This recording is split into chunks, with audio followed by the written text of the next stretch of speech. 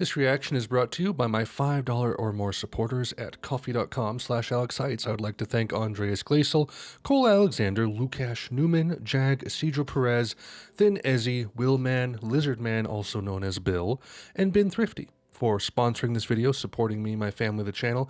I appreciate it immensely, and I hope you all enjoy this video. It's one thing to wait until September is over. It's another thing to be like never. You know what I mean? That's just me. Hello, everyone. Welcome to the Microphones Binge. We are excited for this one. I have a lot of prefacing that I need to do here before we kind of go into it. Also, I was supposed to do a poll album next, and that's just not quite happening yet. But it will happen after this video here. So, yeah, microphones. Woo. We finally arrived. We got through Slowdive. That was a lot of fun. Lots of great music. Slowdive is like my second favorite band. It's part of me. You know, it resonates. And I have a feeling that I might really resonate with Phil's music here. So just to preface, the only music I have heard from Phil is All of the Glow Part 2. The whole album, and then I listened to part, if not all, of Real Death, which is like the first track off of A Crow Looked at Me. Everything else, as far as I am aware, I have not heard. I think I listened to a track from Mount Eerie, the 2003 album, when we were doing the assembling like best tracks from different years playlist, live streams from a long time ago. I don't remember it though. It may have been the title track from Mount Eerie, which is an album I'm very excited to listen to. But yeah, so we're going to do a live re-listen stream for The Glow Part 2, which I'm very excited for because it's been a while since I've heard all of it. And I've been watching other people do like reactions of them on YouTube, and they are cut up. But I'm remembering like, man, these tracks are actually awesome. Like, especially having gone through all of the bands and artists that I've gone through recently, like Elliott Smith and REM, just really make The Glow Part 2 like shine with new context for me. So very eager to do a live re-listen for that. That'll be happening soon. But yeah, what we have on the docket for microphones here is we'll be doing microphones and then Mount Eerie. So we're starting with this one here, Don't Wake Me Up, his debut first album, if you will, as the microphones. Although there was a 96 cassette that looks like it has like 18 tracks on it. I don't know if we'll be doing any like extra releases or like there's the, what's it called? Song Islands is a compilation. Tess is another compilation. I don't know if those will be worthwhile. We'll see. But what we have on the docket is this album here, and then we will do It Was Hot We Stayed in the Water, Mount Eerie, and Microphones in 2020. We won't be doing Little Bird Flies into a Big Black Cloud because if I'm not mistaken, that's just like, I don't know. There's some, I don't remember exactly what this is, but it's just like other tracks that we may have already heard. I don't know. But I was told that this one's not really worthwhile. So yeah, we'll basically be doing most, if not all, quote unquote, of the studio albums here from the microphones. And then we'll do Mount Eerie, Lost Wisdom, Dawn Winter Journal, Wind's Poem, A Crow Looked at Me, Now Only, and Night Palace. So very excited to binge through Phil's music here. I think I'm going to enjoy it a lot. I love the lo-fi psychedelic folk aspect. And he writes, like, the composition on Glow Part 2 is fantastic. He's a great songwriter, front to back. So, yeah, very excited to finally start in on this here. For those who don't know, I do unedited reactions on my Ko-fi page, coffee.com/AlexHeitz. For $5 a month, you can get access to unedited reactions from Modest Mouse going forward. That's April of 2021 that I started releasing unedited reactions. And I think we're over 100 albums on the backlog. So if you want to go through that, you can get access to that whole back catalog for $5 a month. You can also hop in at the $1 per month level. Gets you access to voting in polls that we do every 2 to 4 albums. We're doing one after this one here. there. Just a chance to interject a random miscellaneous album into the mix. Kind of breaks up the monotony of going through full artist discographies. So if you want to support the channel, that'd be a good place to do it. You could also check out NordVPN, link in the description. Use them all the time. Great speeds, great prices. Check them out in the description. Don't wake me up. I've been sleeping. 1999. So, like I mentioned, there's like he was in Tugboat, which was another Washington band that had a couple other guys in it.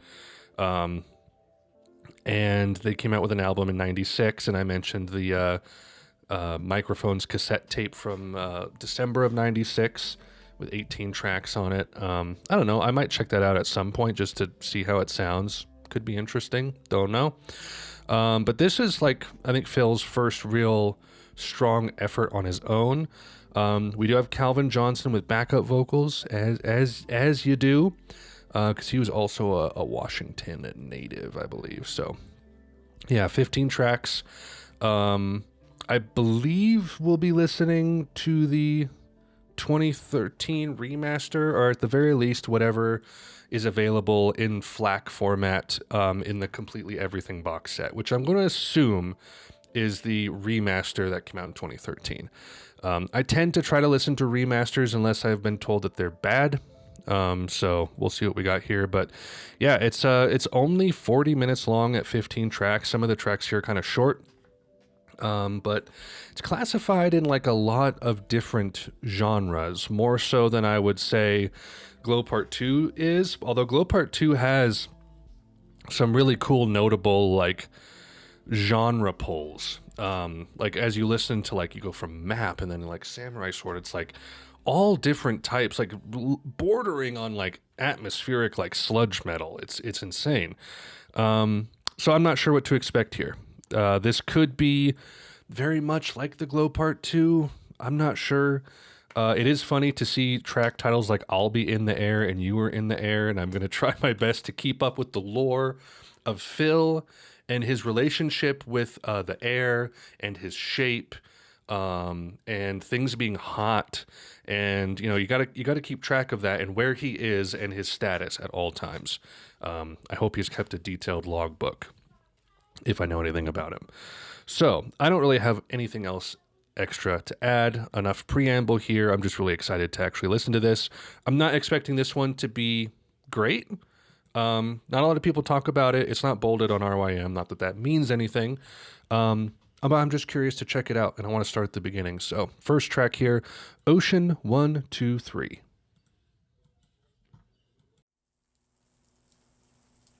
And further out into the ocean, they climbed higher in the tree.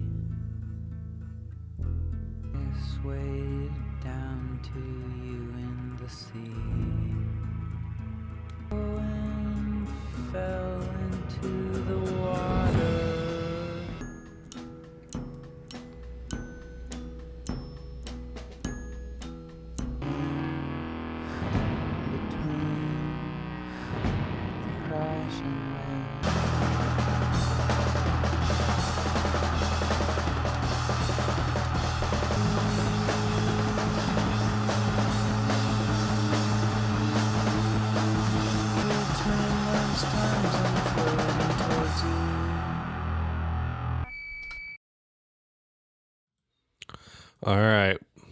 All right. We're starting like this, huh? Wow. So I will say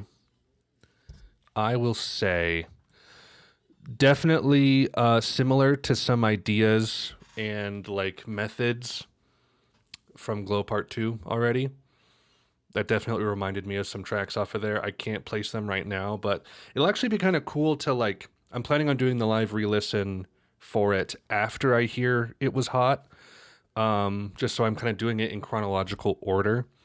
But I think once I get to Glow Part 2, I'll be able to be like, oh, this song actually kind of pulls from ideas from like this track on the first two albums. I think that'll be kind of cool to hear.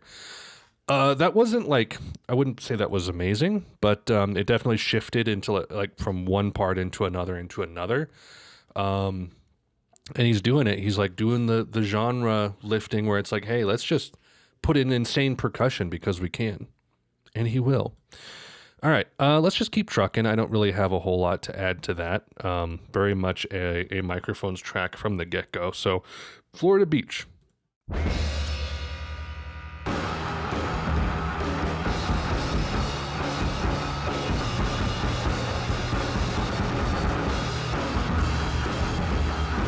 Close my eyes, chase empire closer now.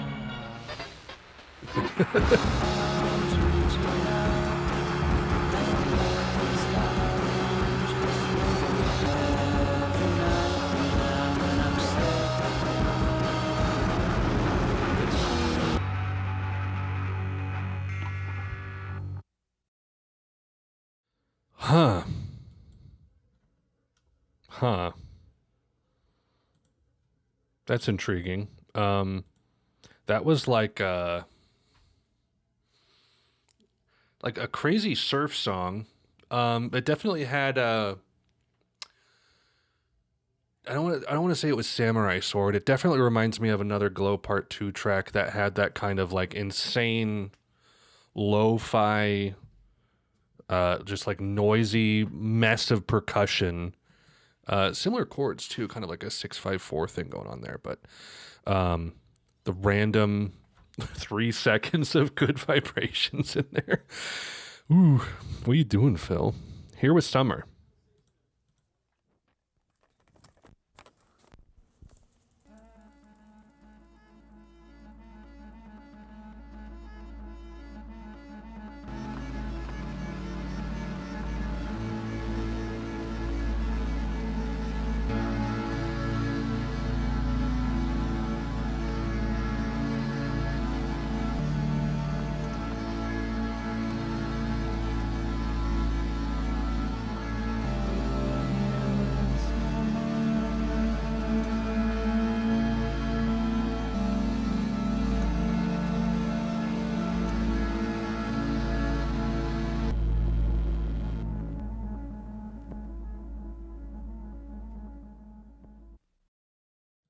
It's okay. Just become Kid A for a second.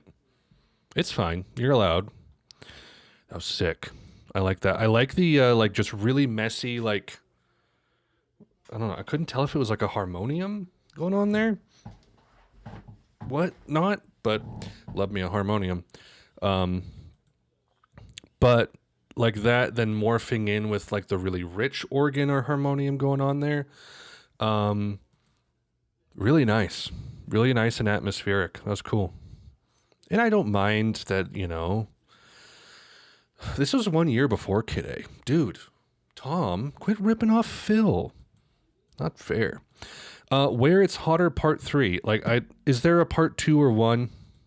Like, we're at the beginning. I can't go any farther back, I don't think. I've looked on other releases. I don't see it Where It's Hotter Part 1 or 2. Maybe I'm not seeing it. Let's go.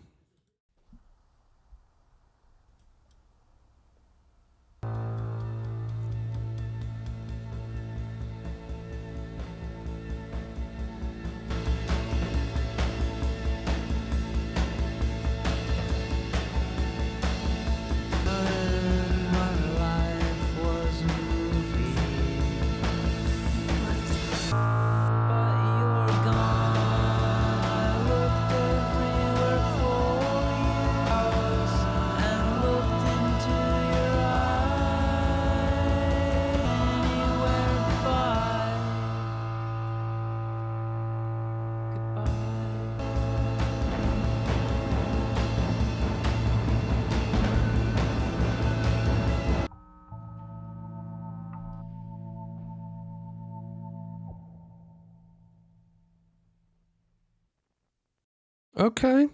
All right. A little bit of like spacey krautrock there. That's cool. Um, wasn't expecting something quite like that, but like it had a nice drive to it. So far, kind of what I've noticed with this album is that he definitely has like the compositional chops, and he's really good at just bringing in stuff here that you're not expecting, and it just like adds a nice like flavor and spice to the song. I'm all for that. The thing that kind of holds the album back so far is like the listenability. Like you had the female vocals just come in really hot right there. It was a little distracting. I don't know, maybe like, you know, the bumps get sanded down the more you listen to it, the more you're used to his music. Although I would say Glow Part 2 is definitely more like listenable than this has been so far. So there definitely is like an improvement that happens there at some point, and possibly by the next album. So, but like there is definitely stuff here that's like worth checking out because even just 4 songs in, the writing is cool and the instrumentation is as adventurous as it always has seemed to be. I'm getting cold.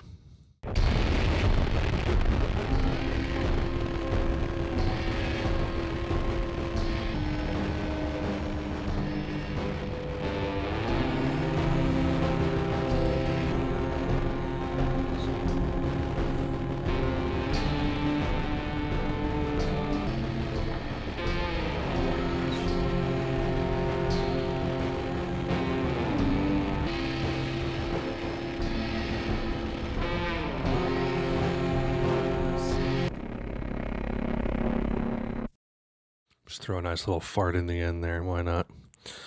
Interesting. Kind of like an interlude, although it's hard to call some of his music interludes because he does a lot of short songs. But I like the like very like kind of music boxy aspect of the like. I don't even know what that was per se. Not really a synth. It was kind of like maybe a mellotron. I don't know. With just like the most distorted fuzz over the top of it. Like that contrast is very much kind of what makes his music so special, I think, is like especially like on the title track for Glow Part 2. It's just like very emotional, but also like very in your face. Not necessarily like intensity wise, but just like you feel the art. You feel him in the art, and it's you can like relate to it and empathize with it in a very special way that you can't with a lot of other music. So that's a notable thing. I'll be in the air. So okay, I just gotta look ahead. Okay. On so Glow Part 2. You'll be in the air, and then I want to be cold. So he's getting cold here, but then he wants to be cold later. And also I'll not contain you. So containing things is also part of that there. So I'll be in the air. You'll be in the air. You were in the air is coming later. Man, I can't follow this, but we'll listen.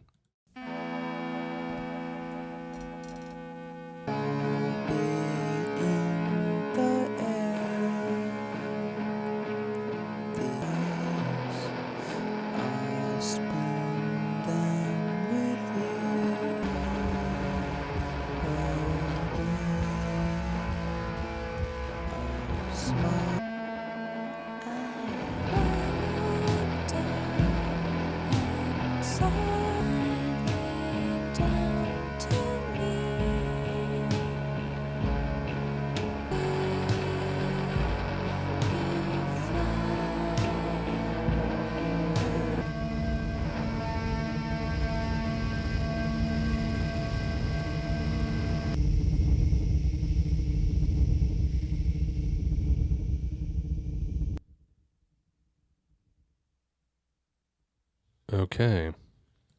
Definitely some similar melodic motifs as You'll Be in the Air. Which You'll Be in the Air actually has a really interesting, it's like Ennio Morricone spaghetti western type of chord progression to it, which I don't think a lot of people really like mention or talk about. I could be wrong, but that's one of the elements of that song that I really like. Feels like it could be on like the Good, Bad, and the Ugly soundtrack. This was interesting. I like that he threw us into the furnace at the end. I don't know. He's getting cold because he's taking our warmth. Yikes. Tonight there will be clouds. Thanks, weatherman. Everyone in McKinney is dead.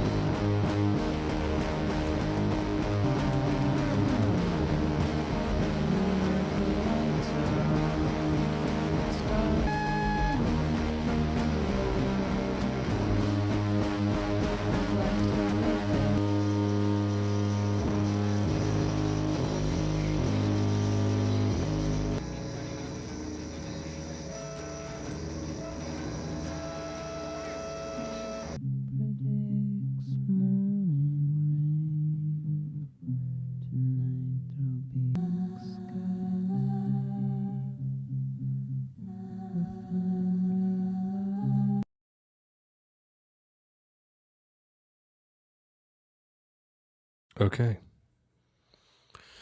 Wow. Yet again, it's like really fascinating stuff, and then like the listenability is just kind of like not quite as much there as it is on later releases. Um, that was cool though. A little bit more like the Moon, where it's like willing to kind of like stay in a steady place. And it's sort of like kind of in that groove that you sit. Is interesting though. Nice atmosphere. Um, yeah, I would say pleasantly surprised by this so far. It's not like, man, I've heard some lo-fi that is just kind of like a bit of a slog sometimes. Like there's this one album, um, which I don't know if I can find it in time while I'm talking about it. Um, I can't remember the exact name of the band, but um, they it was a lo-fi album where like it started kind of strong, and then as it went along, it just kind of turned into a slog. Not as interesting as it actually thinks it might be. But thankfully, this so far has been interesting. I haven't been like, I wish I wasn't listening to this, which is really like honestly the most that you can say about an album like this. So while I'm looking for the other track, let's go ahead and continue. You were in the air.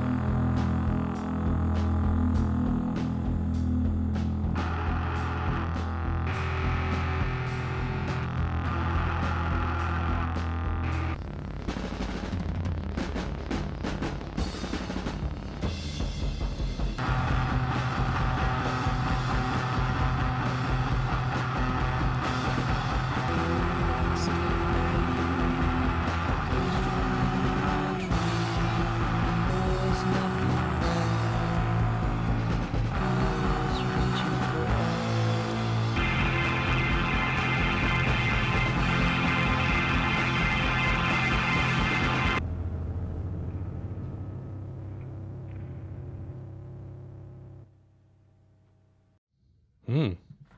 So it seems like the in the air motif is just like the melodic motif of like da da da da da. But like that is just revisited whenever that's like in the title, and then the songs are all different. Maybe that's kind of the thing going on here. I like how it kind of like rose into something. A lot of the songs are doing that. Like as the instrumentation changes, like it builds into something often like a little bit more motoric, interestingly enough. So the album I was looking up was Unhappiness by Chow Chat, a relatively unknown band from Pennsylvania, which, Unhappiness is now bolded. That's interesting. I don't think it was before. And they've been kind of active. They're just really kind of unknown, but they're a slow, like indie folk slowcore band. And Unhappiness was decent. I think it started strong, kind of lulled in the middle, and then ended fine. And it's only been released on a cassette, so it's super lo-fi, but it kind of reminds me of this. Same kind of vibe, I guess, just sort of like mysterious, atmospheric, lo-fi, noisy folk, as you do. Um, anyway, next track. What happened to you?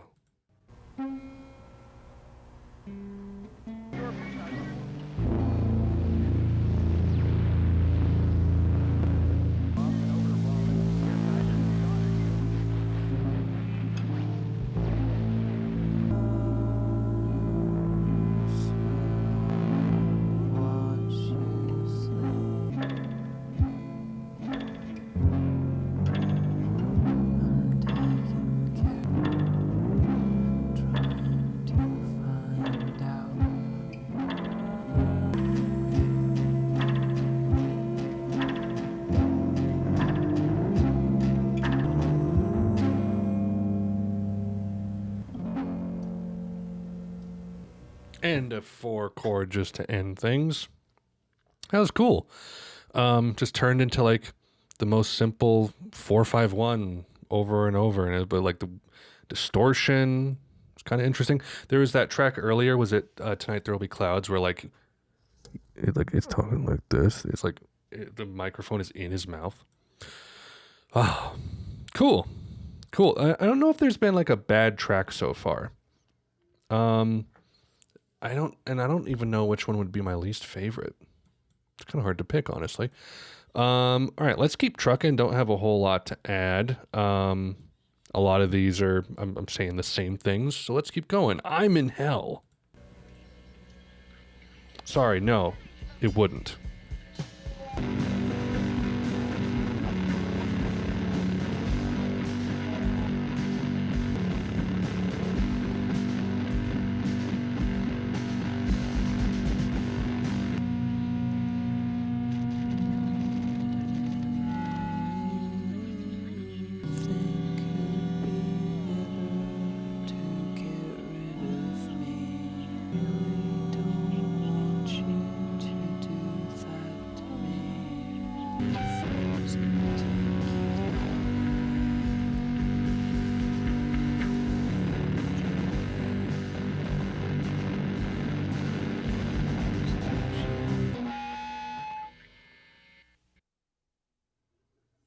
What a unique artistic expression, you know?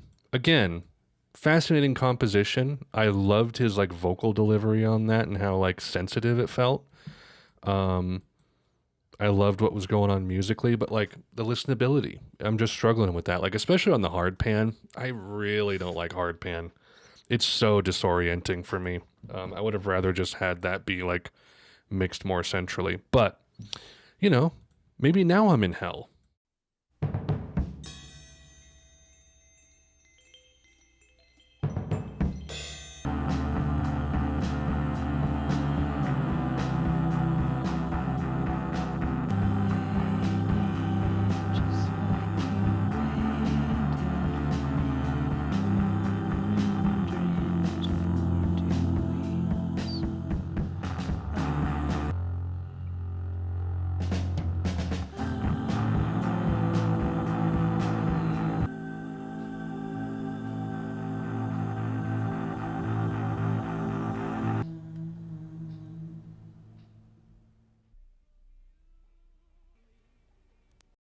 Hmm.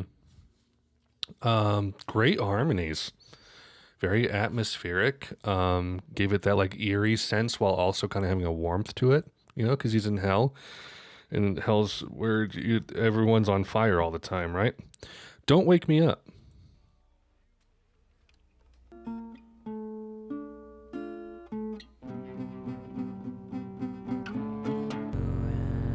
And I watched you sleep. I wanted to awake. You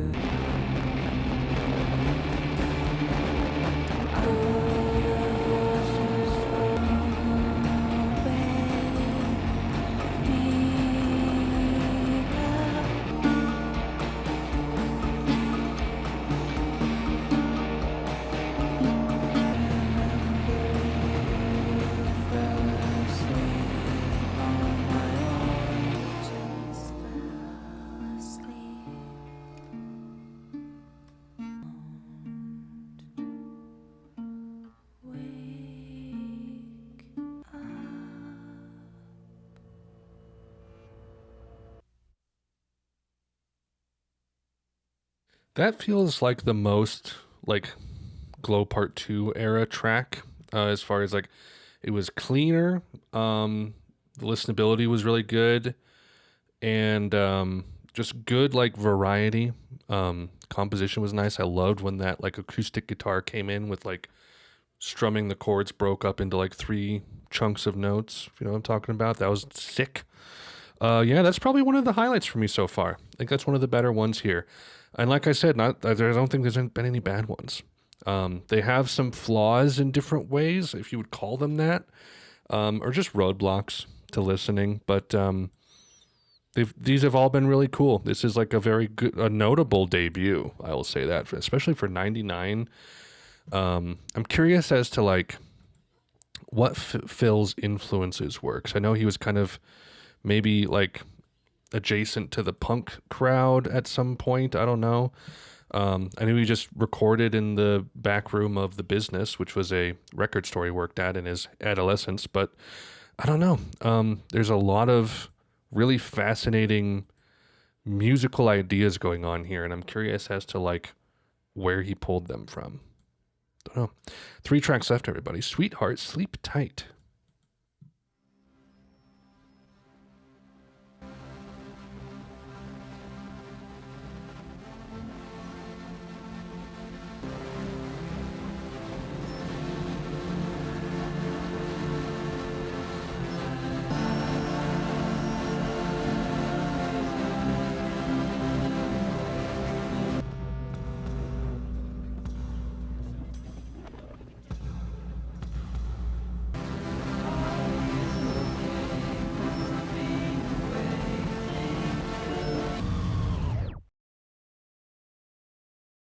Okay. Okay. Not bad. Not my favorite, but not bad. It's more that definitely feels like an interlude. Because it was just kind of like 2 phases of 2 minutes. Not bad. Just nothing really to comment on. So let's go to the next one. Instrumental.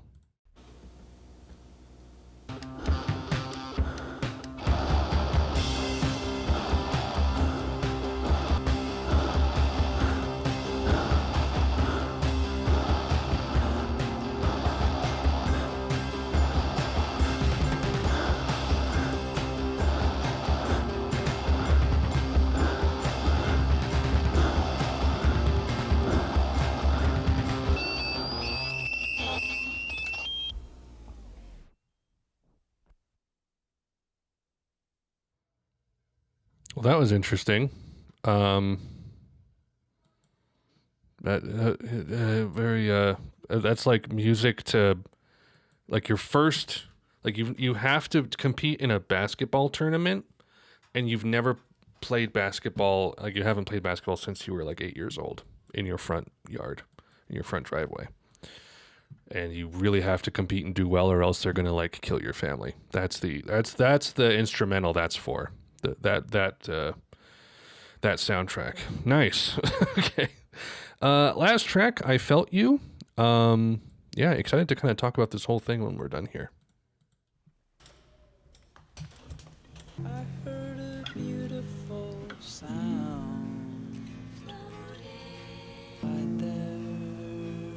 My eyes closed. Come in.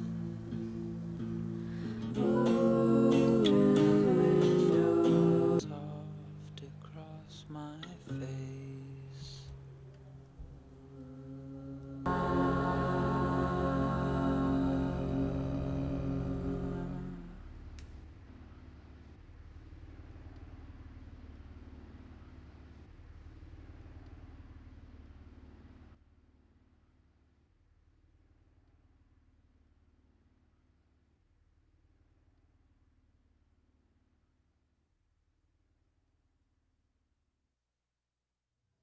And it's just gone.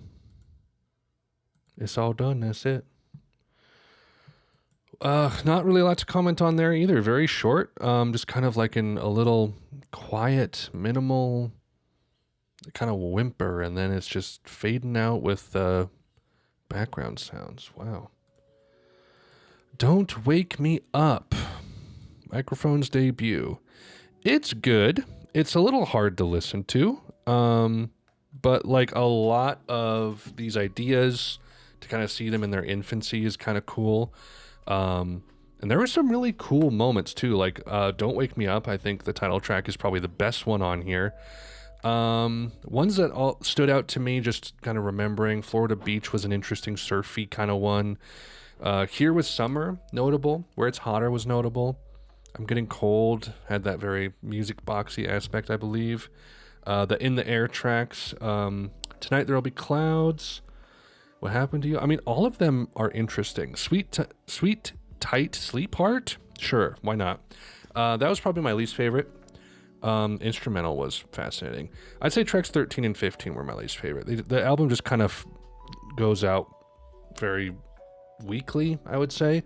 And it's hard to say if this has its own personality, because it definitely is in a similar lane to his later stuff with Glow Part 2, for sure. But I don't know if that's like a bad thing. It's just, hard to look at things in the past with different context of what came after it. But fascinating stuff for 1999. I'll say that much. I don't know if, like, again, what his influences were, what kind of music he was listening to, where he was pulling from, because it seems like he could have been maybe getting some inspiration from like Elephant Six stuff, perhaps. Could be an element there. I don't know. It's such a very unique and honest and earnest artistic expression that it's hard to deny. Hard to deny. So there's the first album done. It was decent. Very excited to truck into all of the amazing catalog coming up next. So stay tuned for that. Okay. That is all I got, everybody. I hope you all enjoyed the video. Things to plug, yet again, coffee.com/AlexHeitz. $5 a month access to unedited reactions, of which this is one. And also $1 a month to access voting in polls.